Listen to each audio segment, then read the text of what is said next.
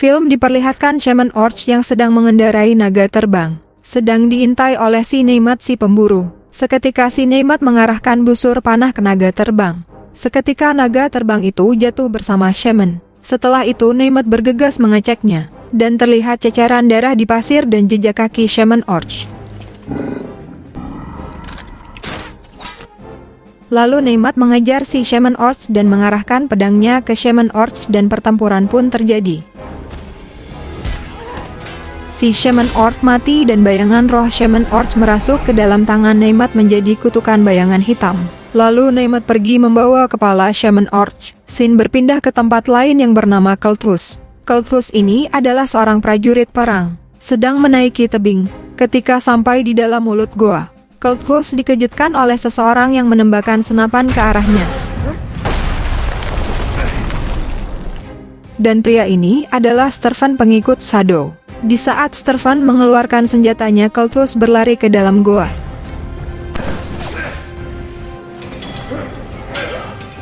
Dan pertempuran pun terjadi. Dan akhirnya Stervan kalah. Di dalam perdebatan membahas mengenai Shadow, tiba-tiba si Stervan menyalakan bom. Tapi apesnya bomnya yang dia lemparkan ke Kelthus. Stervan sendiri yang terkena bomnya. Akhirnya Stervan meledak bersama bomnya. Kelthus melanjutkan perjalanannya membawa tangan Stervan.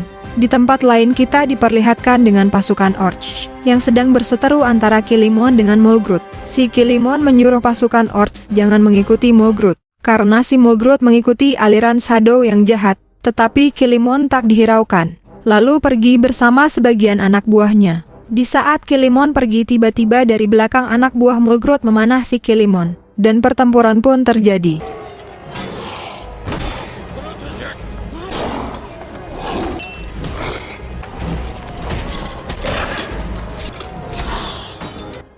Semua anak buah Kilimon satu persatu mati di tangan anak buah Mulgrud dan akhirnya Kilimon terjatuh. Dan diarahkannya pedang ke leher Kilimon oleh Mulgrud. Dan akhirnya Kilimon dipukul oleh Mulgrud. Di tempat lain si Kelthus sudah sampai di kerajaan. Dan di saat itu dia melihat Nemat yang sedang diinterogasi oleh pengawal kerajaan.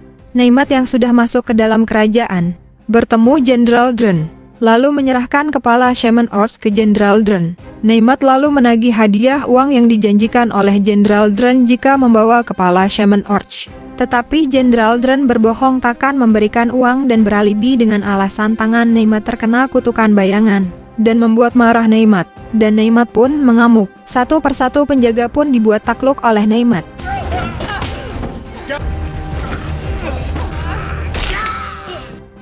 Di saat Nemat mengeluarkan pisau dan mengarahkan ke leher Jenderal Dren, tiba-tiba dari belakang, satu pasukan memukul kepala Nemat. Dari belakang membuat Nemat pingsan.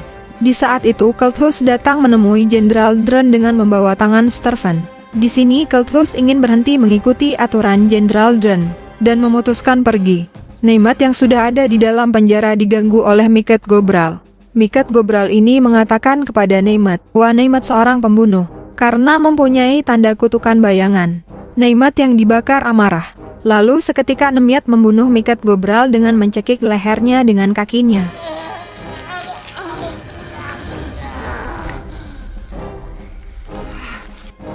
Setelah Miket Gobral mati, tiba-tiba Kelthus membuka pintu penjara dan menemui Nemat. Lalu Kelthus mengatakan kepada Nemat untuk bekerja sama menyelamatkan bumi dari penyihir Shadow yang akan membangkitkan Raja God Azul. Nemat hampir menolaknya. Karena bujukan Kelthus, akhirnya Nemat pun mau pergi bersama Kelthus. Di saat keluar dari kerajaan, ada seorang wanita yang membawa gerobak, yang mengatakan kepada Nemat, kutukan bayangan itu akan membuatnya jahat, dan dikuasai oleh penyihir hitam Shadow. Dan dia juga tahu tentang Kelthus. Tetapi Kelthus tak menghiraukan dan langsung pergi meninggalkan wanita itu. Di dalam perjalanan, Kelthus melihat Nemat yang masih terikat tangannya. Karena kasihan lalu melepaskan ikatannya, dan tiba-tiba Nemat menarik pedangnya dan mulai bertarung dengan Nemat.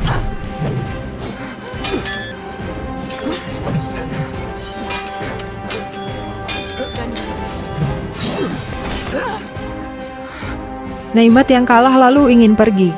Tetapi Kelthus meyakinkan Nemat ingin membantu menghilangkan kutukan dengan bantuan peramal suci. Karena nasihat Kelthus, akhirnya Neymat pun bersedia mengikuti Kelthus. Lalu mereka berdua melanjutkan perjalanan. Di dalam hutan mereka berdua bertemu dengan Panglima Kilimon Orch yang diikat oleh Mulgrud. Kelthus lalu menanyakan sesuatu hal kepada Kilimon. Apa yang menyebabkan kau diikat dan apakah tahu tentang Shadow dan God Azul? Kilimon menjawab, saya diikat seperti ini karena Mulgrud dan menentang aliran Shadow. Akhirnya Kilimon bebas dari ikatannya oleh Kelthus. Selanjutnya mereka bertiga melanjutkan perjalanannya menyusuri sungai. Karena indera penciuman Kilimon kuat, dia bisa merasakan bahaya di sekitarnya. Dan tiba-tiba di dalam air, monster air menyerang Kelthus. Lalu si Kelthus membunuh monster air dengan pisaunya.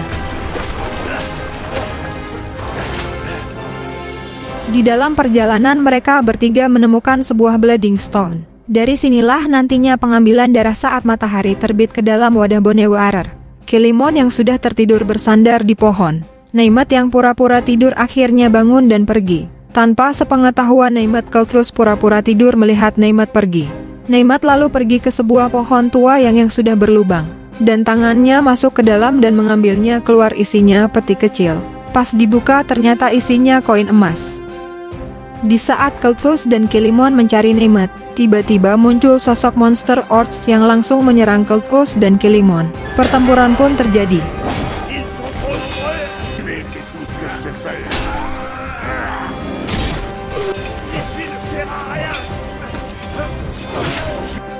Lalu tiba-tiba muncul sosok besar, yaitu monster Orch raksasa berkepala banteng, datang langsung memegang kepala Kelthus dan menjatuhkannya ke tanah.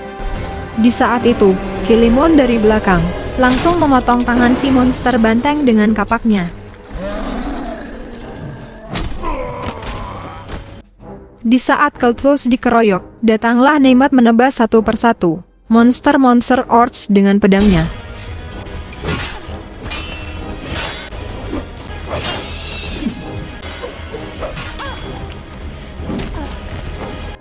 Kilimon pun berhasil membunuh monster kepala banteng. Di saat matahari terbit, Kelthus lalu memasukkan darahnya ke wadah Bonewearer itu.